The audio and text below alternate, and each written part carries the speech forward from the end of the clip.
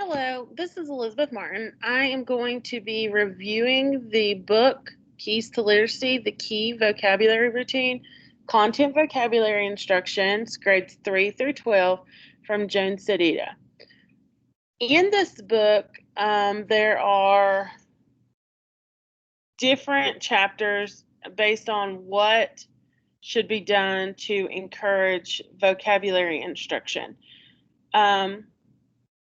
Part one chapter 1 and 2 covers the vocabulary routine and vocabulary instructions. For this part of the book study, that is what I will be covering and reviewing with you. The second part that the book is split up into are the 5 components of a vocabulary routine. That's going to be chapters 3, 4, 5, 6, 7, 8. I'm going to split that up into do 3, 4, 5 in part 2 of the book study, and then 6, 7, 8 in part 3 of the book study. There are some very interesting components to a vocabulary routine and why we should set those up. Vocabulary is a very important part of being able for anyone to read and comprehend the material that they read accurately.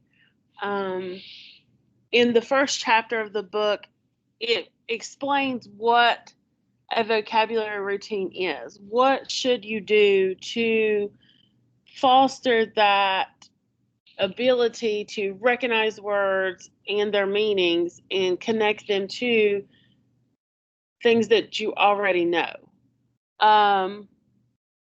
That gives the breadth and depth. So how many words that you know, the breadth of how many words you know, and then the depth of those words that you actually understand their meaning for. The next part is, why do we actually need these routines? And the book goes into detail about being able for a student to look at a word and automatically have strategies to figure out what that word means if they're unsure about the meaning of a word. How is this taught? The book goes into the very core of teaching vocabulary is the I, we, you. So I do, we do, you do. Teaching students how to be able to work through the strategies is the key to making sure that they will have a vocabulary that they are going to expand on throughout each grade level. It talks about a lot about the gradual release of responsibility, in that I do, we do, you do. Students that take more pride and more control over what they are learning are going to be more successful in building their vocabulary. The vocabulary routine is going to look a little bit different for the grade levels for primary grades. So in the first few years of teaching, we are teaching the phonemes and the graphemes and how you pronounce certain sounds and the structures of words. When you reach the 3rd grade, these students are capable of sounding out their words and making sense, so it moves more to the vocabulary of figuring out what the words mean.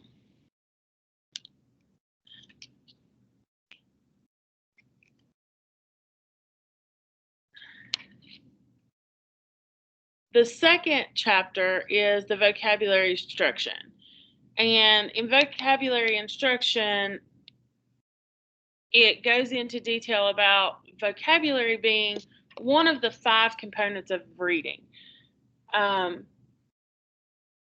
With that being said, if the student can be able to connect what they already know to a vocabulary word,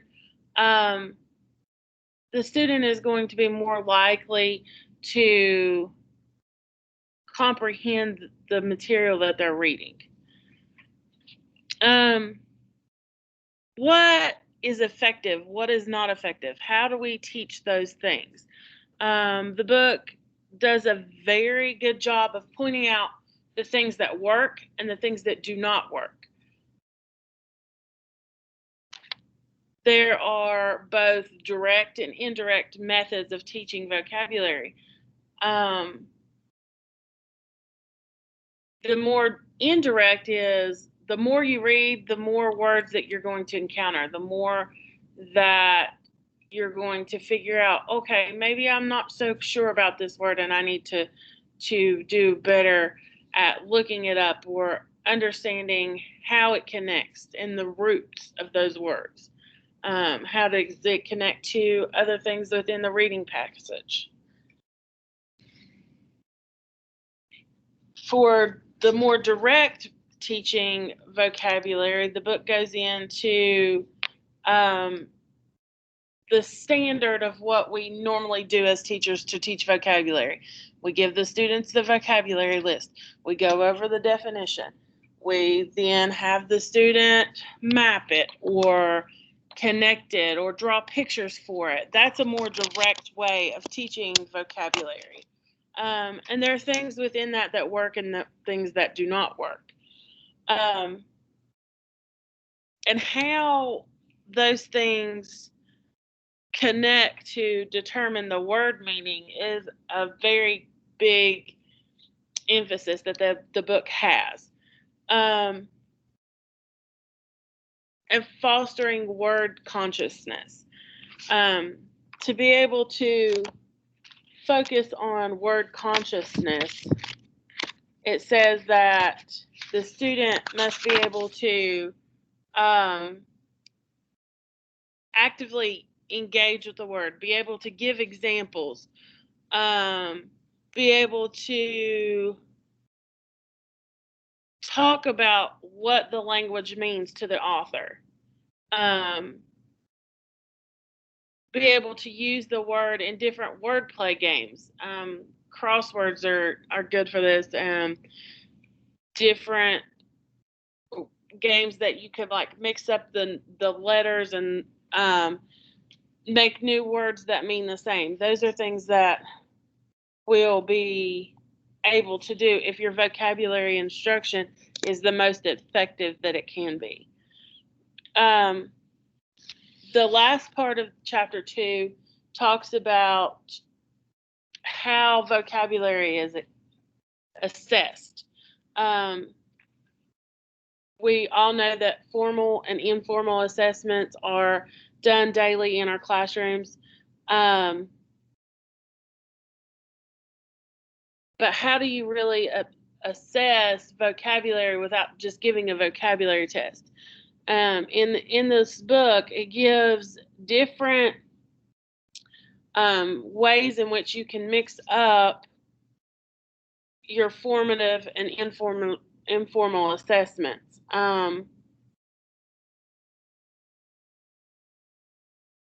With that, one of the big things that they talk about in here is the 3-option multiple choice. We're all familiar with 4 answers. You give 3 wrong ones, choose one. Choose one that's correct. In this, you give 3 options of a multiple choice, and each one of them could possibly be the answer, but it gets the students to think more directly about the actual meaning of the vocabulary word. And making those 2 choices that are not typically correct, making them distinctly wrong, so that the student knows, okay, yeah, this is not the right answer. This is not the right answer. So this has to be the right answer. The example that they use is the word fanatic. very unreasonable, most acceptable, or sometimes unhealthy. The student knows that very unreasonable and most acceptable is not something that's going to describe the word fanatic, so that they would see that there's only three choices. The chapter wraps up with going over the research that is connected to setting up a vocabulary routine.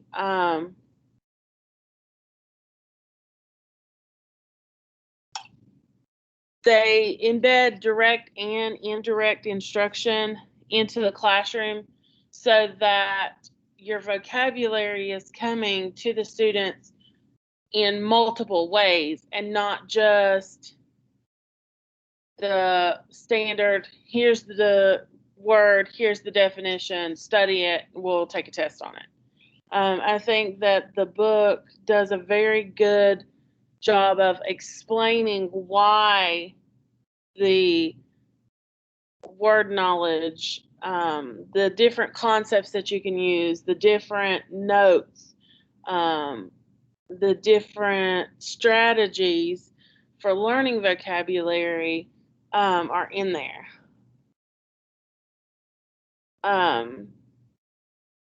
It's a lot of student-centered things that can be used within the classroom.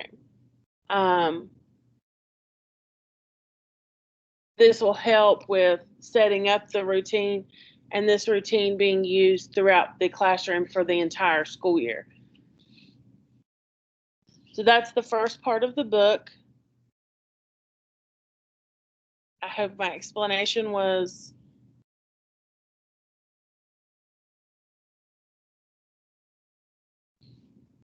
good enough for you to get the gist of what the key vocabulary instruction could possibly look like.